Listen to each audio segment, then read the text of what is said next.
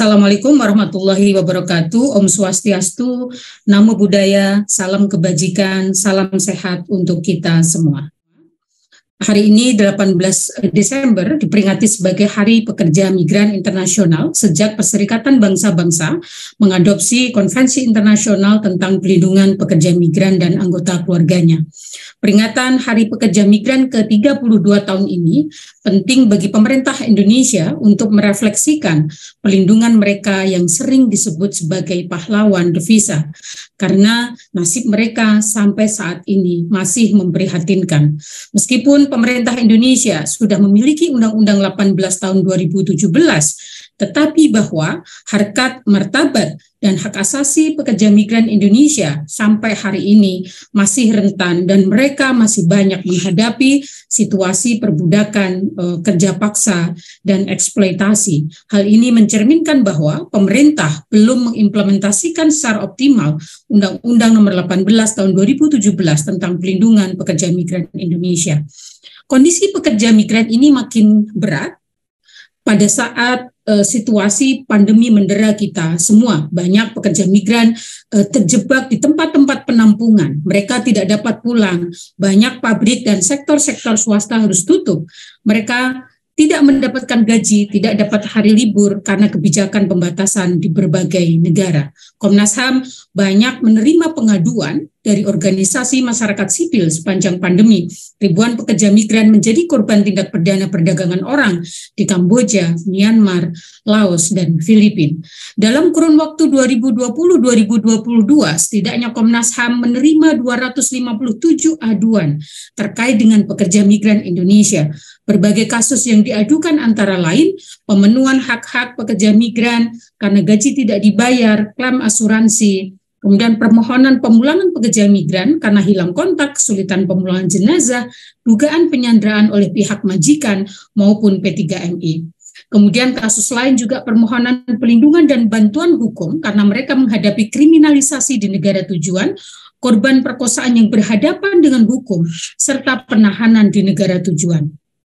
Data Komnas HAM RI menunjukkan bahwa perusahaan penempatan pekerja migran Indonesia atau P3MI menjadi pihak yang paling tertinggi diadukan ke Komnas HAM. Malaysia menjadi negara tertinggi yang paling banyak diadukan terkait dengan permasalahan pekerja migran. Selain itu, penanganan kasus yang berbasis aduan masyarakat juga melakukan pengamatan atau Komnas HAM melakukan monitoring based on human rights terkait situasi khusus di mana makin meningkatnya jumlah kematian pekerja migran asal NTT di luar negeri. Dalam kurun waktu 2017-2022, sebanyak 624 pekerja migran Indonesia asal NTT yang meninggal dunia. Banyak di antara mereka yang sebab-sebab meninggal dunianya tidak diketahui hingga saat ini. Banyak juga di antara mereka yang hak asasinya, hak-haknya juga belum terpenuhi. Di sisi yang lain, Komnas HAM sudah melakukan kerjasama dengan Suhakam dan Komnas HAM di Filipina untuk menyepakati bagaimana memiliki concern dan memastikan agar warga negara Indonesia, terutama pekerja migran yang ada di Malaysia yang menghadapi stateless atau ancaman hilangnya kewarganegaraan untuk segera ditangani, yang itu jumlahnya juga luar biasa banyaknya. Menurut data Konjen RI di Malaysia, setidaknya 325.477 orang adalah mereka menghadapi situasi stateless. Atas dasar situasi tersebut di atas dan dalam rangka peringatan Hari Pekerja Migran Sedunia ke-32 tahun 2022, Komnas HAM merekomendasikan hal-hal sebagai berikut.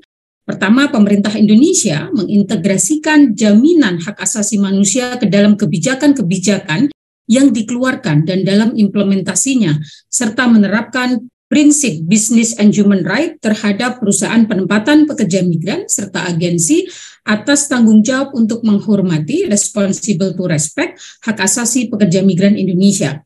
Yang kedua, pemerintah Indonesia mengatur, menjamin, dan mengimplementasikan hak untuk mendapatkan bantuan hukum bagi pekerja migran yang merupakan bagian dari hak memperoleh keadilan dalam proses peradilan.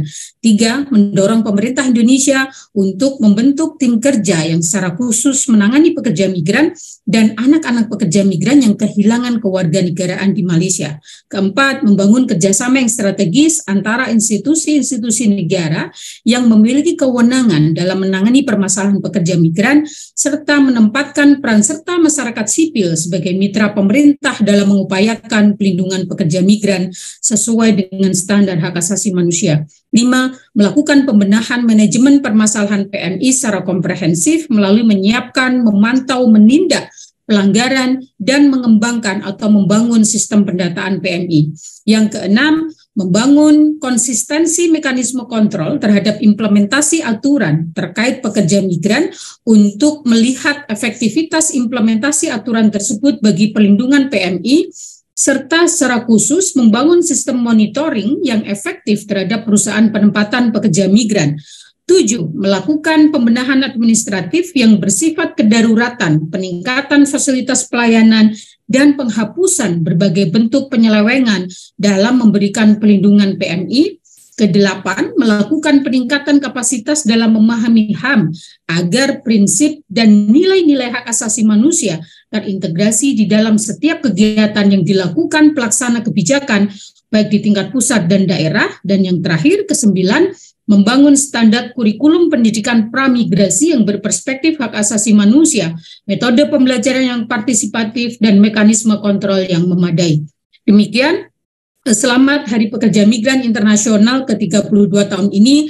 Semoga hak-hak pekerja migran makin dijamin ke depannya. Terima kasih. Wassalamualaikum warahmatullahi wabarakatuh.